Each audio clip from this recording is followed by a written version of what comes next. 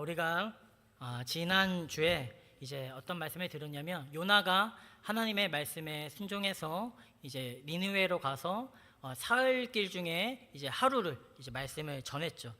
그런데 그 5마디 딱 5단어였는데 40일이 지나면 니느웨가 무너지리라라는 그 말씀 딱 하루 전했는데 온전하지도 않았고 완전히 순종하지도 않았는데도 불구하고 놀랍게도 하나님께서 그 요나의 부족하고 짧은 순종에도 불구하고 어떻게 하셨다? 그 순종에 응답하심으로 말미암아 그 말씀 속에서 일하셨습니다. 그로 말미암아 우리는 그 40일이 지나면 무너지리라라는 그 무너지리라라는 말씀 속에서 우리가 하나님의 마음을 보았다라고 얘기를 했죠. 그냥 요나는 너희는 무너졌으면 좋겠다라는 그 말이었지만 그럼에도 불구하고 그 하나님의 마음은 그것에 담겨서 무너지리라라는 말이 또 변화되다 그리고 돌이키다라는 어떤 뜻이 있다고 말씀드렸습니다. 그러니까 그 안에 하나님은 진짜 니느웨가 무너지기를 원하는 마음이 아니라 그 말씀을 통해서 그들이 돌이키기를 원하는, 그들이 변화되기를 원하는 하나님의 마음이 담겨 있었다라고 말씀드렸죠. 그리고 그 말씀을 듣는 니느웨가 놀랍게도 말미암아 하나님의 은혜로 하루만 전해졌음에도 왕까지 온 백성들이 다 그 말씀을 믿은 것이죠. 하나님을 믿고 회개한 것입니다. 그래서 왕이 보좌에서 내려오고 왕복을 벗었고 그리고 굵은 베옷을 입었고 제위에 앉게 됩니다. 그러니까 회개는 단순히 죄송합니다라는 반성이 아니다라고 후회가 아니다라고 말씀을 드렸습니다. 내가 앉아 있었던 그 왕자의 자리에서 진짜로 내려오는 것이고요. 그리고 나를 증명했었던 왕복, 나를 보여주었던 어떤 돈이라든지 권력이라든지 수많은 스펙이라든지 그런 것들을 벗어버리는 것이고요. 그리고 실제로 악한 길에서 돌이키는 것이 회개다라고 말씀을 드렸죠. 그리고 감사하게도 하나님께서 그 니느웨의 회개를 보시고 재앙을 돌이키시게 됩니다. 주 안에 계신 여러분, 우리가 지난 한 주간 말씀 가운데서 돌이켜야 하지만 한 주간 살아보니 여전히 돌이키지 못한 모습이 있을 것 같습니다. 어떤 것이 있을까요? 저도 너무나도 많은 것들이 있죠. 사랑하지 못한 죄, 시기하는 죄, 수많은 죄의 습관들이요 남아 있습니다. 정말 끊어내기 쉽지 않죠. 그렇다고 낙심하고 포기해서는 안 됩니다. 우리가 다시는 넘어지지 않을 수 있으니까 회개하는 것이 아니다라고 말씀을 드렸습니다. 하나님의 긍휼하심을 우리가 믿기 때문에 예수 그리스도 안에서 우리를 용서하시고 우리를 살리시는 분이심을 믿기에 우리는 그 은혜에 기대어 회개한다라고 말씀을 드렸습니다. 그러므로 우리가 기억해야 될 것은요, 회개는요 무너뜨리기 위한 어떤 하나님의 어떤 협박이 아니죠.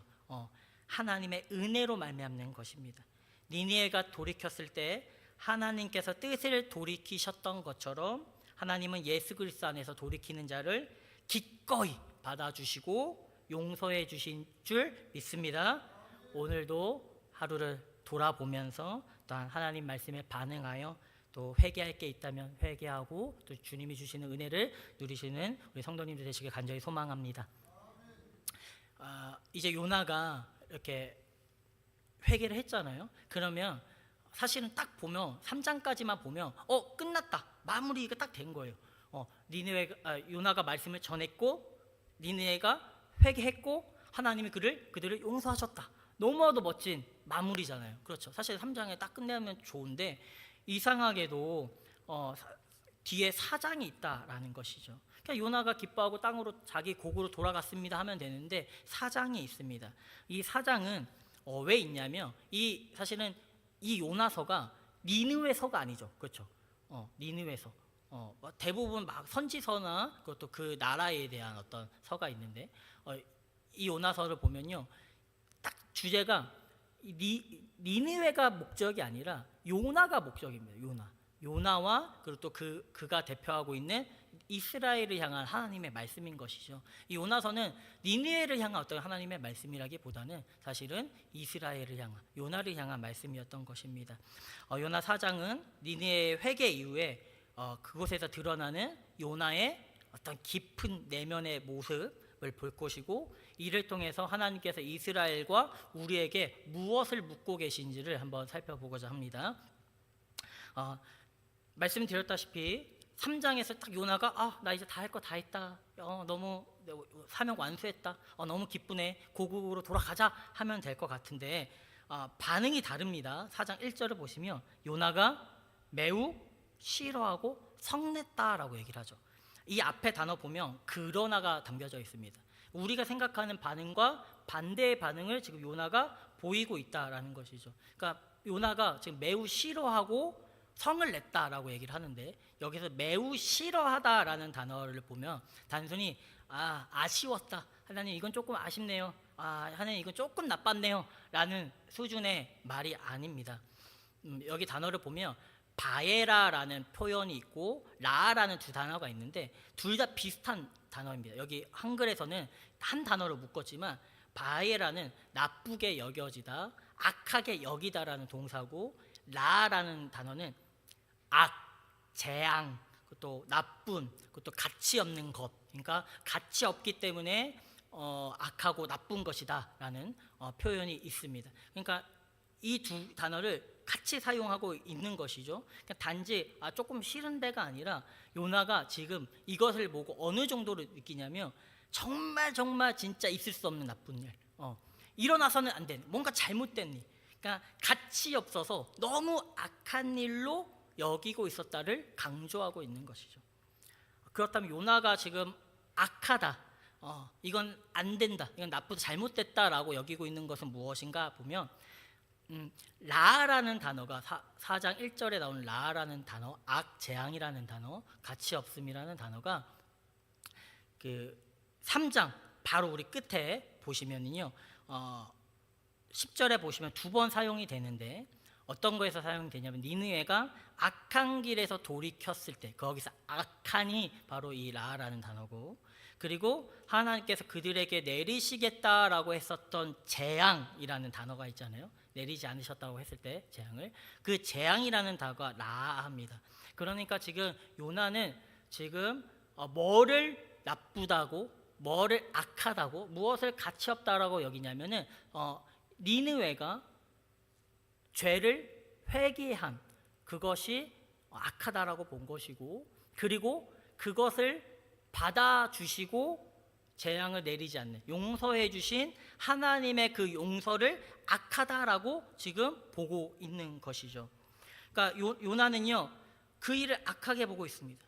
그러니까 니느웨가 하나님은 니느웨가 악에서 돌이키는 것을 보셨는데요, 요나는 니느웨가 돌이키는 것 자체를 악이라고 여겼고요, 재앙을 하나님께서는 거두셨는데 요나는 그 재앙을 거둔 것이 잘못된 일이다라고 여기고 있는 것이죠.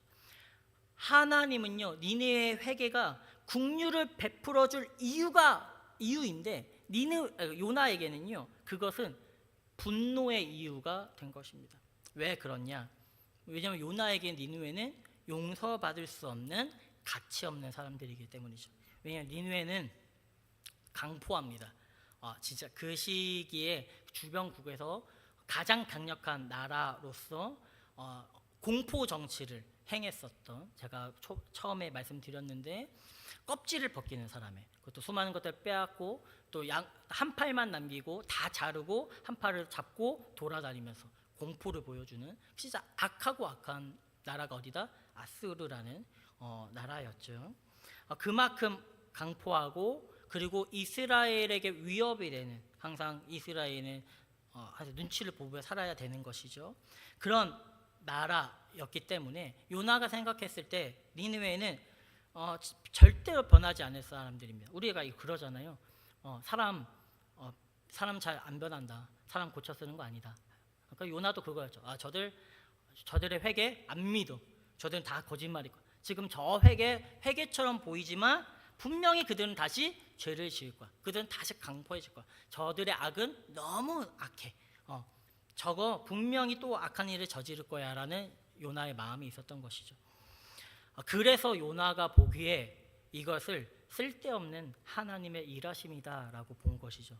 요나에게 용서하기에 가치 없는 악독한 니느웨에 지금은 회개한 것처럼 보이지만 반드시 죄를 짓고 강포를 일삼을 니느웨의 그 가치 없는 회개와 그리고 다시 지을 죄를 용서하시는 그 하나님의 용서는요, 요나가 봤을 때는요 정말 가치 없는 것이었습니다. 불필요하고 실용적이지 않고 유용하지 않죠. 2장 8절에 보면 거짓되고 헛된 것을 숭배하는 모든 자는 자기에게 베푸신 은혜를 버렸다라고 얘기를 하고 있습니다. 그러니까 이게 기도의 장면이거든요. 요나가 은혜 충만할 때 그 회개하는 물고기 뱃속에서 회개하는 장면일 때 요나가 기도하는 장면인데 다 은혜로운 장면인데 이 부분만 요나의 어떤 부족한 모습을 보여주는 장면입니다. 많은 학자들이 그렇게 얘기하고 있는데 왜냐하면 요나의 회개 역시 완벽한 회개는 아니었거든요. 물론 이제 회개하는 어떤 정도의 차이는 없지만 요나는 아직 계속 변화되고 이렇게 해서 성장하고 있는 단계인 거죠. 회개는 했지만 여전히 니느웨에 부족함과 연약함이 있었습니다. 요나에 계속 제가 죄송합니다. 요나와 니느웨를 계속 섞어서 쓰는데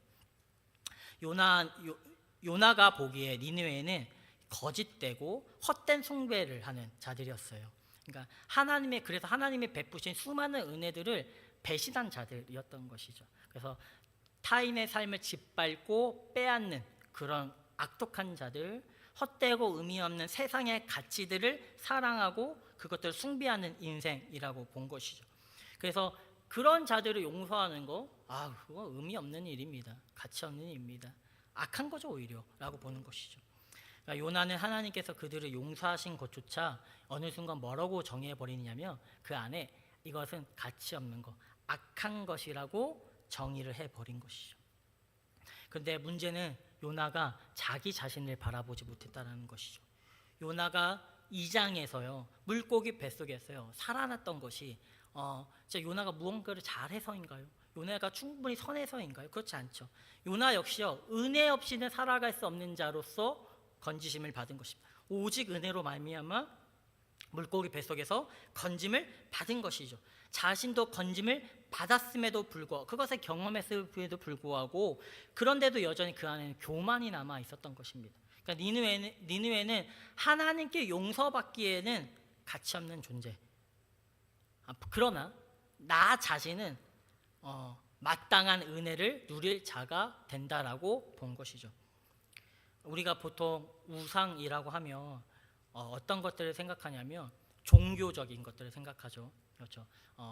어떤 절에 가서 뭐 어떤 부처 상이 있고 그것도 뭐 이렇게 이슬람 가면 알라 상이 있고 상이 없죠. 그러니까 알라의 신이 있고 그것도 수많은 이제 유럽에 가면 그리스 로마 신들의 어떤 신정과 상들이 있죠. 거기서 뭐 절을 하거나 예배를 드린다거나 그런 것들이 우상 숭배다라고 보죠. 그러나 그것만이 우상 숭배가 아닙니다. 우상이라는 것은 단지 신의 형태로만은 드러나지 않습니다.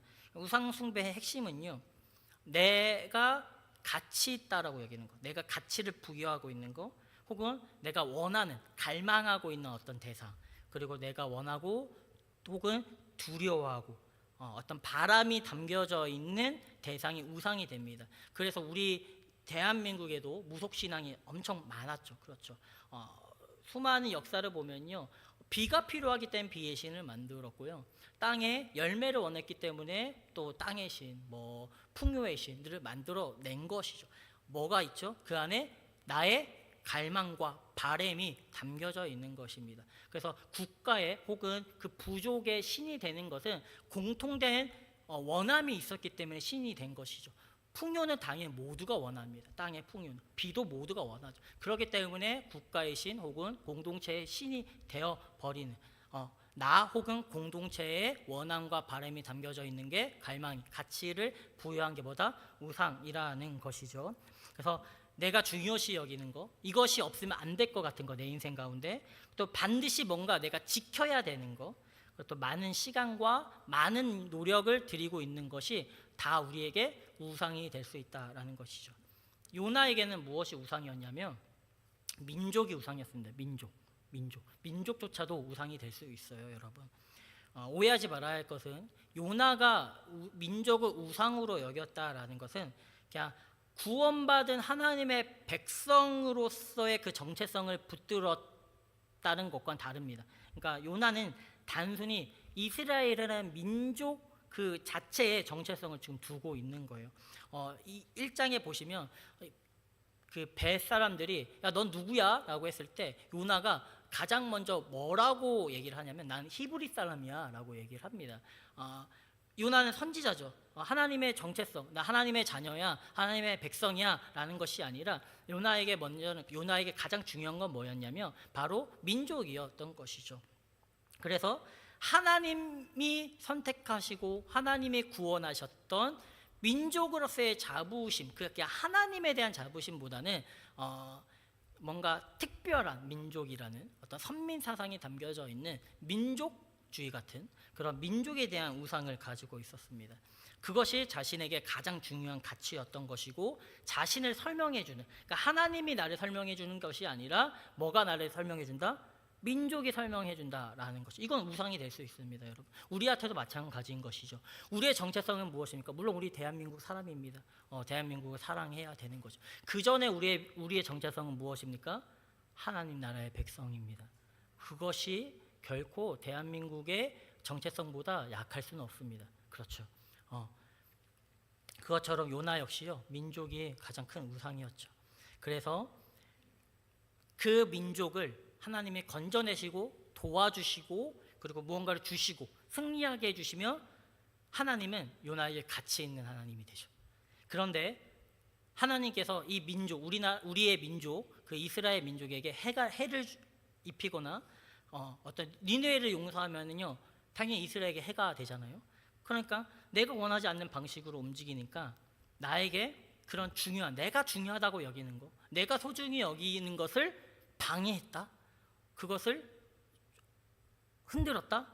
그런 순간 하나님은 더 이상 나에게 가치 있는 하나님이 아니게 된 것이죠. 2절에 보시면 요나는 하나님에게 이러하겠다 말씀하지 아니하셨습니까? 아니하였나이까? 라고 얘기합니다. 그러니까 제가 이렇게 될 줄 알았습니다 라고 얘기를 하는 것이죠. 그러니까 비꼬는 거예요. 그러니까 요나에게는 이렇게 되어야 된다라는 본인의 생각과 틀이 있었습니다. 그리고 그 틀 안에 하나님께서도 내가 이렇게 되어야 된다라고 생각하고 있는 그 틀에 맞춰서 그렇게 하나님이 해주셔야 된다고 생각을 한 것이죠. 그래야지 하나님이 좋으신 하나님, 내 삶에 가치 있는 하나님이었던 것이죠. 그런데 문제는 그렇게 되지 않는 게 문제인 거죠. 그러자 이제 요나가 화가 나는 것입니다.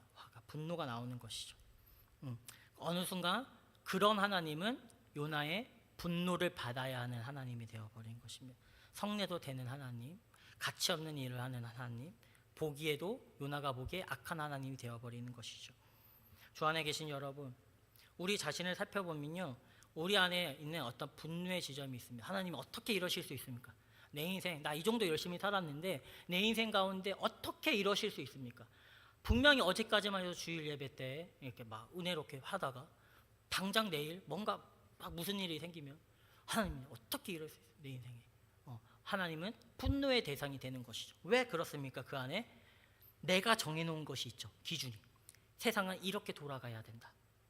나는 이런 대우를 받아야 된다. 저 사람은 잘 되면 안 된다. 그러니까 내 안에 이런 식의 기준이 있으니까 현실에서 그 기준과 불일치되는 어떤 것들을 만나게 됐을 때 그것이 그러대로 흘러가지 않을 때 기뻐하지 못하게 되죠. 그리고 그것들이 나쁜 일처럼 느낀다. 이거 악한 거야 라고 우리가 정의해버리는 거죠. 이 일은 악한 거야. 이 일은 나쁜 일이야. 내 기준에서 벗어났어. 세상은 이렇게 돌아가야 되는데 이렇게 안 됐어. 이건 나쁜 일이야. 그러면서 이것이 어떻게 되죠? 점점 하나님을 향하게 되는 것이죠. 물론 성내는 것은 사람마다 다르게 있습니다. 다르게 방식이 있어요. 저는 화를 잘 못 냅니다. 화가 있죠. 없는 게 아니라 이거를 뱉어서 화를 못 낸다라는 것이죠. 큰 소리를 못 친다라는 것이죠. 그러니까 사람마다 근데 화에 대한 분노에 대한 방식이 다 달라요. 누군가는 큰 소리로 화를 내는 사람이 있는 반면 누군가는 날카롭게 말하고요. 누군가는요 그 화 때문에요 그냥 관계를 끊어내요. 회피하는 거죠. 그것도 화죠. 분노죠. 성냄이죠. 또 누군가를 또 무시하고 또 누군가를 비난하거나 비판하기도 합니다. 뒤에서도 비판할 수도 있고 앞에서도 비판할 수 있고, 이것이 뭐다? 다 분노의 하나의 방식인 것이죠. 그러니까 누군가를 미워하고 혐오하는 방식으로도 나타나는 것입니다. 그러니까 내가 원했던 대로 이루어지지 않을 때, 흘러가지 않을 때, 내가 원하는 것을 얻지 못했을 때, 내가 생각하는 기준에 벗어났을 때 우리는 단순히 속상하네가 넘어서 마음 깊은 곳에 성을 내게 되는 것이죠. 근데 우리 안에 우리가 봐야 할 것은 그 표면이 아닙니다. 그 표면 아래에 있는 깊은 곳에 있는 무언가입니다. 왜 화를 내는가? 그 기준은 어디서 나오는가? 바로 내가 가치 있다라고 여기는 그 가치관에서 그런 것들이 나오는 것이죠. 내가 무엇을 지금 옳다라고 여기고 있는가? 내가 지금 무엇을 붙들어야지 내 삶이 괜찮다라고 생각하고 있는가? 그것이 우리 깊은 내면에 잠겨져 있는 것이죠. 그것이 흔들릴 때요, 우리는 화내게 됩니다. 그리고 하나님을 불편해하고요, 하나님을요 어느 순간 그렇게 해주지 않는 하나님을 좋지 않은 하나님, 악한 하나님, 가치 없는 하나님으로 내 인생에 정의해버릴 때가 있는 것이죠. 우리 안에 있는 그 가치가 뭐라고요? 그것이 우상이에요. 하나님을 향하지 않는 모든 그 깊은 내가 갈망하고 있는 수많은 것들이 정체성을 뿌리내리고 있는 것이 우상이 될 수 있습니다. 그러므로 우리가 우리의 분노를, 우리의 그 반응 아래에 있는 깊은 내면을 살펴보시길 간절히 소망합니다. 내가 왜 화를 내고 있을까? 내가 왜 이렇게 화를 치밀을까? 내가 왜 이렇게 내 안에 끓어오를까? 왜 나는 사람을 미워하기도 하고 회피하기도 하고 무시하기도 하고 비난하고 있을까? 내 안에를 살펴보면 그 안에 하나님 대신 차지하고 있는 우상이 있을 수 있습니다. 요나는요, 니느웨의 우상은 잘 보았습니다. 왜냐하면 니느웨의 우상은 드러나 있거든요. 아슈르라는 신이 있는 것이죠. 그래서 그걸 잘 봤지만 자기 안에 있는 민족이라는 우상은 보지는 못했던 것 같습니다. 그것 때문에 요나는 하나님의 용서를 은혜로 보지 못하고 그냥 쓸데없는, 그냥 헛수고로 보게 된 것이죠. 그렇다면 요나는 왜 이렇게 이들을 우상처럼, 이것들을 그 민족이라는 가치를 우상으로 받아들이게 됐을까? 하나님에 대한 오해가 있기 때문입니다. 2절을 보시면 요나가 이렇게 얘기합니다. 주께서 은혜로우시며 자비로우시며 노하기를 더디하시며 인애가 크시사 뜻을 돌이켜 재앙을 내리지 아니하시는 하나님이신 줄을 내가 알았다라고 얘기하죠. 그러니까 이것도 비꼬는 겁니다. 제가 이럴 줄 알았어요. 하나님이 결국 이러실 줄 알았죠. 하나님 좋으신 분이죠. 하나님 자비로우신 분이죠. 하나님은 사랑이 많으신 분이십니다. 니네 재앙을 내리지 않으셨네요. 라고 비꼬고 있는 것입니다. 그러니까 하나님의 자비와 긍휼이 요나에게 감사의 이유가 아니라 분노의 이유가 지금 되어버린 것입니다. 근데 요나가 이 얘기를 한 건 그냥 요나가 그렇게 얘기한 게 아니라 이미 요나가 알고 있었던 하나님에 대해서 얘기를 하고 있는 건데, 출애굽기 34장 6절 7절에 보면 똑같이 나옵니다. 6절에 보면 하나님께서 선포하시 여호와라 자비롭고 은혜롭고 노하기를 더디하시고 인자와 진실이 많은 하나님이다 라고 얘기를 하죠. 이걸 인용한 겁니다, 요나가. 그런데 요나는요, 자기 마음대로 그 뒤에를 인용하진 않아요. 하나님의 비꼬기 위해서 앞에만 인용하고 있는 것이, 뒤에는 어떤 내용이 있는지 아십니까? 앞에서는 요나가 말한 대로 하나님은 자비로우신, 사랑이 많으신 분이라고 얘기하지만 7절에 보시면요, 뒷부분에 뭐라고 얘기하면 그러나 벌을 면제하시지는 아니하고 아버지의 악행을 자손 3, 4대까지 보응하리라. 그러니까 요나는요, 하나님 분명히 자비와 은혜 하나님이시죠. 그런데 동시에 어떤 하나님이시죠? 죄를 그냥 지나가지 아니하시는 하나님이신 것입니다. 하나님은요, 결코 우리의 악행과 과실과 죄를요 용서하시지만 그냥 면제하시는 분은 아니십니다. 그러니까 하나님은 사랑의 하나님인 동시에 정의의, 공의의 하나님이신 것이죠. 긍휼이 많으시지만 그냥 죄를 덮어버리시는 분은 아니시라는 것이죠. 근데 요나는 지금 하나님을 자기 입맛에 지금 맞춰서 붙들고 있는 것이죠. 하나님께서 은혜롭고 자비로운 분이신지는 사실은 알고 있었지만 그것을 하나님의 그 온전한 그 전체의 성품 안에서 이해하지 못했던 것이죠. 오히려 자신을 정당하게 하기 위해서 하나님을 왜곡해 버립니다. 하나님은 결국 이런 분이시죠. 죄를 지은 니느웨 그냥 용서하시는 분 아닙니까? 제가 이게 싫었던 거예요. 그냥 용서하시는 거예요. 이렇게요. 그러나 하나님께서 니느웨를 그냥 용서하신 것이 아닙니다. 죄를 가볍게 여기신 것도 아니고요. 니느웨의 어떤 강포를 나몰라 하신 것도 아니십니다. 하나님은요 반드시 그 말씀대로 죄를 다루시는 분이십니다. 하나님은요 죄인을 용서할 때요 그냥 용서하지 아니하시고요 죄의 값을 없던 일로 하지 않으십니다. 대신요 하나님께서는 어떻게 그걸 하시죠? 그 값을 다른 누군가에게 담당시키신 것이죠. 하나님의 사랑과 정의가 가장 잘 드러나는 부분이 그래서 무엇입니까? 바로 예수 그리스도의 십자가입니다. 여러분, 십자가는 단지 사랑만을 보여주는 것은 아닙니다. 하나님이 얼마나 공의로우시고 정의로우신지를 보여주는 것이 무엇이다? 십자가라는 것이죠. 예수 그리스도의 십자가는요 하나님께서 죄인을 용서하는 그 모든 은혜의 근거가 됩니다. 하나님은요 사랑이라는 이름으로 우리가 죄를 지은 거요 그냥 덮어버리지 아니하십니다. 어떻게 하시죠? 정의를 이루심으로 사랑하십니다. 죄값을 그냥 지나치는 것이 아니라 예수 그리스도로 말미암아 그의 죄의 값을 담당하게 하심으로 정의롭게 사랑하시는 것입니다. 그러므로 하나님이 사랑이 많으니까 그냥 눈 감아준다? 그렇지 않죠. 십자가를 보면 우리는 그렇게 생각할 수 없습니다. 십자가는 하나님이 얼마나 많은 사랑을 가지고 계신 분이심과 동시에 하나님이 얼마나 죄를 미워하시고 죄를 그냥 두지 아니하시는 분이심을 보여주고 있는 것이죠. 근데 문제는 요나가 그걸 제대로 알지 못했다라는 것입니다. 자기의 입맛에 하나님을 왜곡하는 것이죠. 자기가 필요할 때는 사랑의 하나님을 찾습니다. 그렇죠. 물고기의 뱃속에 있을 때는요 하나님의 은혜를 구합니다.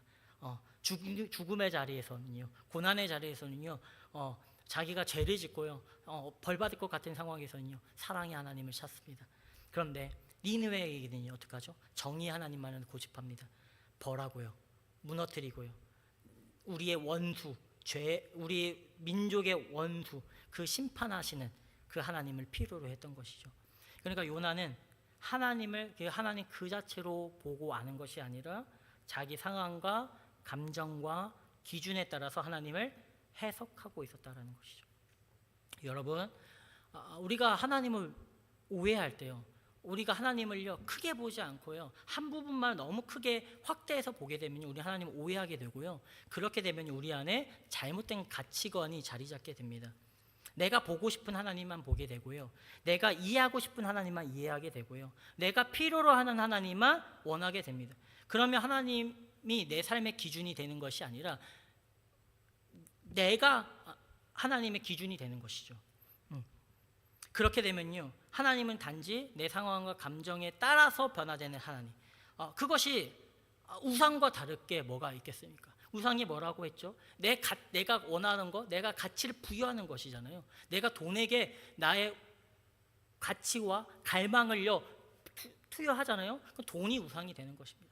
사람의 관계 가운데 그 사람을 향해서 그 사람의 가치를 부여하고요 원함을 주고요 갈망을 부여하잖아요. 그 사람이 우선순위가 되잖아요. 그게 우상입니다. 하나님을 내 그냥 원함과 그냥 내 어떤 갈망, 내 감정에 따라서 그냥 거기에 끼워 맞추는 순간요 우리는 하나님을요 우상화시키는 것이죠. 그게 무엇이죠? 출애굽기에 나오는 황금 송아지 아닙니까? 이스라엘 백성들이 하나님을 보고 싶고 만지고 싶고요 하나님의 원함에 따라서 부르고 싶은 거죠. 그래서 하나님은 어떻게 합니까? 다른 신을 섬기는 게 아니죠. 가둘 수 없는 무한하신 그 하나님을요 자신이 볼 수 있도록 황금 송아지에 담아내려고 했었던 것이죠. 우상화를 시켜버리려고 했었던 것입니다. 우리는요 하나님을요 그렇게 오해하면요 우상보다 못한 세상의 수많은 가치와 세상의 수많은 것들보다 내가 원하는 것보다도 못한 존재로 만들어버릴 위험이 있는 것이죠. 그렇게 되면 가치가 흔들리면요 어떻게 되죠? 그게 흔들리고 조금만 삐끗거리면요 내 안에 분노가 나오는 것이죠. 성을 내는 것이죠. 하나님을 원망하게 되는 것이죠. 하나님은요, 여러분 기억하셔야 됩니다. 하나님은요, 공의와 정의 하나님이시고 사랑의 하나님이십니다. 우리가 한쪽만 봐서는 안 됩니다. 리처드 도킨스라는 학자가 있는데, 그 학자는 구약의 하나님을 보면서 구약의 하나님 믿지 않거든요. 그 무신론자입니다. 왜 그러냐면은 구약을 봤더니 하나님이 너무 포악한 거예요. 너무 악해요. 복수심이 가득하고 그냥 뭐 폭군이에요. 그러니까 그런 하나님은 내가 믿을 수 없다라는 것이죠. 그런 하나님은 있을 수 없다. 그런 신은 있을 수 없다. 전혀 인격적이지 않고 전혀 사랑의 마음이 없는 그런 폭군의 하나님을 얘기하죠. 그런데 구약에는요, 여러분 그렇지 않죠. 출애굽기 34장에도 은혜롭고 자비롭고 얘기하시죠. 또한 수많은 선지서가 용서하고자 하는 내용이고, 그리고 또 호세아서가 수많은 그 사랑을 붙잡는 하나님의 그 사랑의 추격전이잖아요. 하나님 구약에서는요, 하나님의 사랑하심이 넘쳐납니다. 그렇죠. 근데 리처드 돈키스는 구약에 있는 하나님만 그냥 빼내, 구약에 있는 하나님에서 폭군 같은 악한, 그러니까 어떤 벌하시는 심판자 같은 그 하나님만 뽑아내서 조합해버린 것이죠. 하나님을 왜곡되게 한 것이죠. 긍휼의 하나님을 모르게 된 겁니다. 반대로 어떻게 될까요? 사랑의 하나님만 보게 될까요? 그러면요, 우리가 어떻게 될까요? 사랑이라는 말 한마디로 다 가둬버리면요, 죄를 미워하시고 불의를 바로잡으시며 억울한 자들의 눈물을 만지시는 정의의 하나님을요, 잃어버리게 되는 것이죠. 용서는 너무 값싸지게 되는 거고요, 죄는 너무 가벼워져 버리게 됩니다. 그래서 피해자의 고통은요, 너무 쉽게 우리 인생 가운데 지워져 버리게 되는 것이죠. 그걸 보여주는 게 뭐죠? 영화 미량이라는 영화입니다. 그렇죠. 너무 쉽게 범죄자가 나 하나님께 용서받았습니다 라고 얘기를 하죠. 그리고 피의자는 그런 모습을 보면서 딱 똑같이 반응하죠. 그런 하나님 필요 없다라는 것이죠. 내가 용서하지도 않았는데 용서를 했다? 이 둘 다 하나님에 대해서 오해하고 있는 것이죠.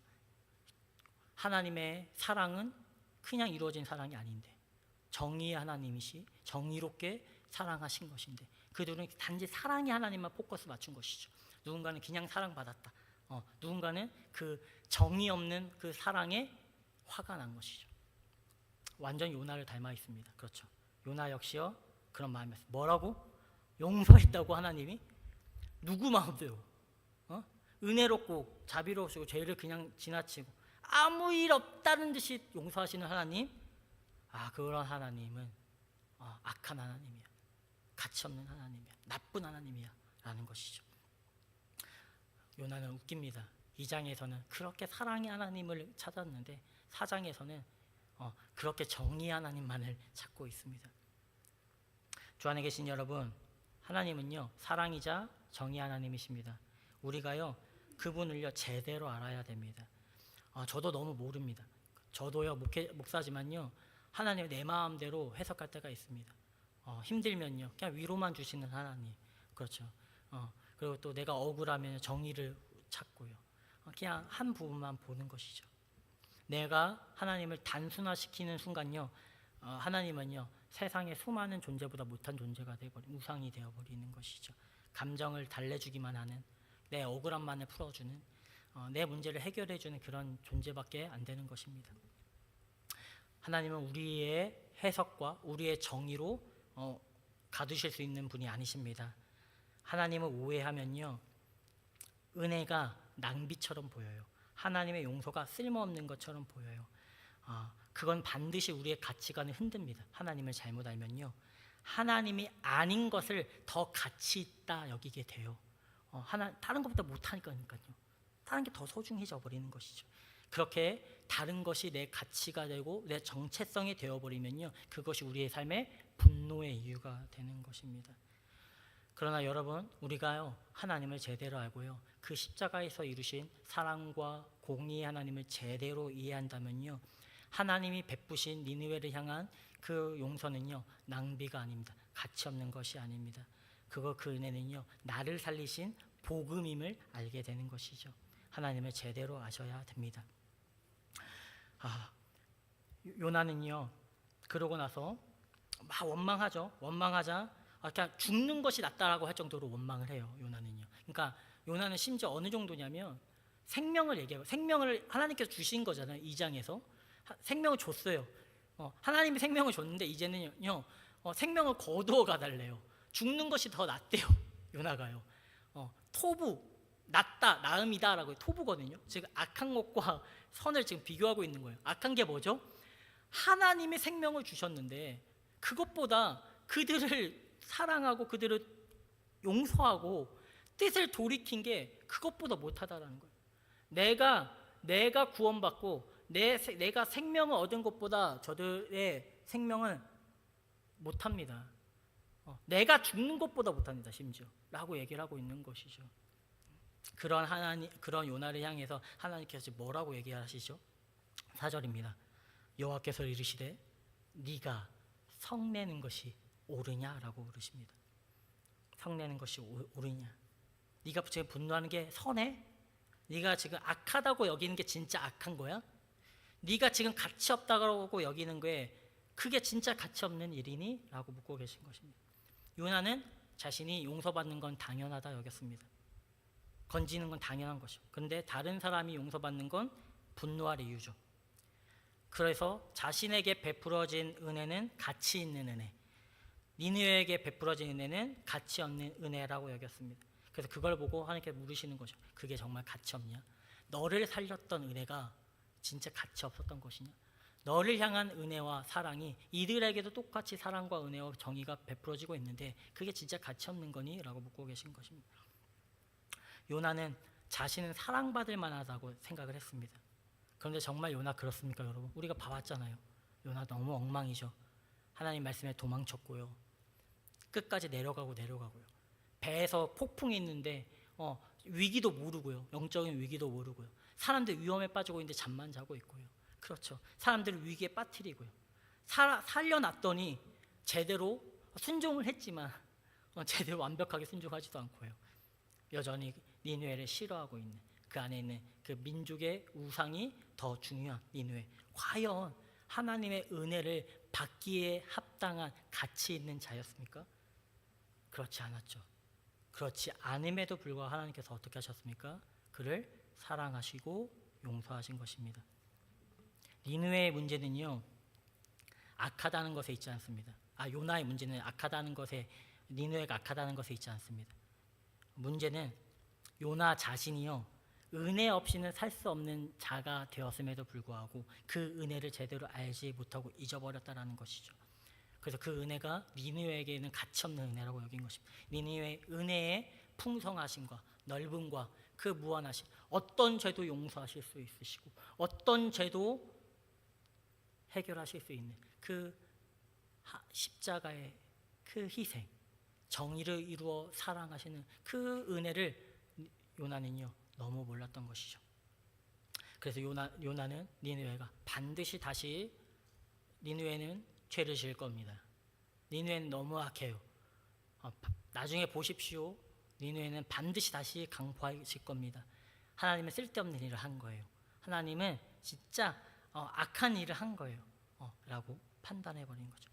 주 안에 계신 여러분, 우리는 어떤가요? 나는 정말 가치 있는 사람입니까? 나라는 존재는 진짜 구원받기 합당합니까? 우리가 마음에 품고 있는, 저는 그렇습니다. 내 안에 있는 어떤 비교와 거짓과 교만과 내 자기 중심성과 음란들, 그냥 눈 감아줄 수 있는 것들인가요? 아니죠. 그게 진짜 여러분 예수님께서 죽으실 만한 이유가 되나요? 우리 때문에? 그만큼 우리의 죄가 그만큼 너무 그런 건가요? 만약 우리가 그게 합당하다고 생각하면 우리 요나입니다. 요나. 그럼에도 불구하고 하나님께서는 어떻게 하셨죠? 가치 없어 보이는 요나를 계속 추적하시고 멈추시고 불러일으키시고 붙잡으시고 여전히 나는 죽는 게 낫겠습니다 라고 얘기하는 요나를 다시 하나님이 찾아가시고 네가 성내는 것이 옳으냐 또 얘기하시고 붙드시고. 요나는 가치 있는 사람이었습니까? 하나님이 이렇게 할 정도로. 우리는 하나님이 이렇게 우리를 붙잡고 끝까지 사랑하시고 용서하고 용서하실 정도로 가치 있는 사람입니까? 그런데 하나님은요, 그런 일을 하십니다. 하나님께서는 참 가치 없어 보이는 그런 낭비를 참 좋아하시는 분이십니다. 예수 그리스도의 생명은 우리의 생명과 수지타산이 맞지 않습니다. 그렇죠? 예수의 생명과 우리의 생명이 비교가 될 수 있습니까? 동등하네. 오케이, 하나님, 예수님, 예수님의 생명과 나의 동등하니까, 예수님이 죽었으니까 나도 살아나는 게 맞죠. 근데 이제 찼으니까 이제 저 사람은 구원받을 수 없겠네요. 그겁니까? 아니죠. 수지타산이 절대 안 맞아요. 그런데도 하나님께서는요, 우리를 위해서요, 그 값비싼 생명을 내어주셨습니다. 이 땅에 육체를 입으셔서 오셨고요, 낮고 초라해 보이는 가치 없는 사람들을 만나러 오셨고요, 세상에 밀어내고 세상에서요, 너희는 가치 없어라고 말했던 수많은 병든 자, 죄인, 세리들, 창기, 가난한 자들을 찾아가셨고 만지셨고 붙드셨습니다. 그리고 마지막에는요, 가장 수치스럽고 가치 없다라고 여기는 사람들이 매달리는 십자가를 기꺼이 다셨습니다. 선 그 자체, 가장 세상에서, 아니 우주에서 가장 가치 있으신 분께서요, 가장 가치 없어 보이는 십자가의 자리를 기꺼이 짊어지십니다. 가치 없는 우리를 위해서요. 그렇다면 우리가 어떻게 하나님의 용서를 가치 없다라고 말하겠습니까? 어떻게 니느웨가 악한 길에서 돌이킨 것을 보고 악한 일이다라고 말할 수 있겠습니까? 그들을 용서하기 위해 예수님께서 기꺼이 십자가의 값을 치르심으로 구원하신 생명이라며 우리가 어떻게 그 생명을 가지고 가치 없다라고 말할 수 있겠습니까? 그들이 다시 죄를 지을 거라고요? 다 회개가 무의미할 거라고요? 용서 가치가 없다고요? 아니죠. 예수 그리스도의 은혜는, 하나님은요, 다시 넘어지고 그럼에도 불구하고 돌이키는 자를 다시 용서하시고 다시 사랑하십니다. 비효율적으로 보이고요, 반복될 것 같고요, 또 무너질 것 같고요, 또 은혜를 배신할 것 같음에도 불구하고요, 하나님께서는요, 돌이키는 자에게 하나님의 사랑을 낭비하시기를 주저하지 않으십니다. 물론 죄가 가벼운 거 아닙니다. 그 죄를 치르기 위해 십자가에 지신 것이며 죄는 무겁습니다. 그러나 그 십자가에 너무 크기 때문에 하나님이 돌이키는 자를 능히 용서하시고 멈추시고 구원하시는 것입니다. 주 안에 계신 여러분, 하나님께서는 가치 없는 자, 가치 없는 일을 하셨습니다. 그렇죠. 우리에게, 그렇죠. 우리를 위해, 누군가를 위해 사랑을, 용서를, 은혜를 낭비하시기를 주저하지 않으셨습니다. 그 가치 없는 낭비가 우리를 구원했다면 그것은 결코 여러분 가치 없는 게 아닙니다. 낭비가 아니었던 것입니다. 주 안에 계신 여러분, 우리는 가치 없다라고 여기는 일을 참 좋아하시는 하나님을 우리가 바라보고 있습니다. 더 정확히 얘기하자면 우리가 가치 없다라고 여기는 생명을 하나님은 결코 가치 없다라고 여기지 아니하십니다. 우리는 사람을 너무 쉽게 판단하죠. 가능성, 쓸모, 그 사람이 어떤 변화될 것인가에 대한 계산들, 그 기준으로 사람을 해버리기도 하고요, 나 자신을 판단하기도 합니다. 제가 그렇거든요. 제가 가장 그렇습니다. 그러나 하나님께서는 계속 넘어지고 죄를 반복하고 여전히 그런 가치 없이 넘어진 사람들을 사랑하십니다. 그렇게 판단하지 않습니다. 그러므로 주 안에 계신 여러분, 우리도 우리의 기준으로 가치 있는 사람과 가치 없는 사람을 나누어서는 안 될 것입니다. 세상이 보기에는요, 가치 없는 사람, 용서해도 다시 무너질 것 같은 사람, 사랑해도 아무 변화가 없을 것 같은 사람, 그래서 우리의 사랑과 헌신과 희생이 낭비처럼 보이는 사람들이 있을 수 있습니다. 자기 자신도 그렇고요. 그러나 하나님께서 그 생명을 위해서 자기 아들을 내어주셨다면요, 우리는 그 사람을요 가치 없다라고 얘기할 수 없습니다. 물론 사랑하고 용서하고 섬기는 일이 늘 열매를 맺어내는 건 아닙니다. 때로는 정말 낭비처럼 보일 수도 있고요, 때로는 아무 의미 없는 소비일처럼 보일 수도 있고요, 내가 베푼 용서가 아무 변화도 만들어내지 못할 것처럼 보일 수도 있습니다. 그러나 세상이 보기에 가치 없어 보이는 그 사랑과 헌신은 하나님 안에서는 결코 가치 없는 일이 아닙니다. 하나님께서 먼저 우리에게 그렇게 하셨기 때문입니다. 주 안에 계신 여러분, 낭비 좀 하십시오. 세상적으로 내가 가치 없다라고 여겼던 사람에게 세상적으로 가치 없어 보이는 낭비 좀 하십시오. 예수님처럼 사랑 좀 하시고요. 사랑 좀 낭비 좀 하시고요. 용서 좀 낭비 좀 하시고요. 헌신 좀 낭비 좀 하십시오. 여러분이 가지고 있는 시간과 물질 좀 낭비 좀 하십시오. 마음 좀 낭비 좀 하십시오. 그게 낭비면 어떻습니까? 세상에서는 그것들이 가치 없다라고 여기면 어떻습니까? 예수 그리스도 안에서 그러한 은혜가 우리에게 이미 주어졌는데 하나님 안에서 그러한 사랑과 헌신과 낭비가 결코 가치 없는 일이 되지 않을 텐데 여러분, 누군가를 향하여 사랑 좀 낭비 좀 하십시오. 오늘 주님께서 우리에게 묻습니다. 나에게 가치 없는 은혜가 있느냐? 다시요, 네가 성내는 것이 옳으냐? 그 응답에 반응하시며 나아가시는 우리 성은교회 되시기를 간절히 소망합니다. 기도하시겠습니다.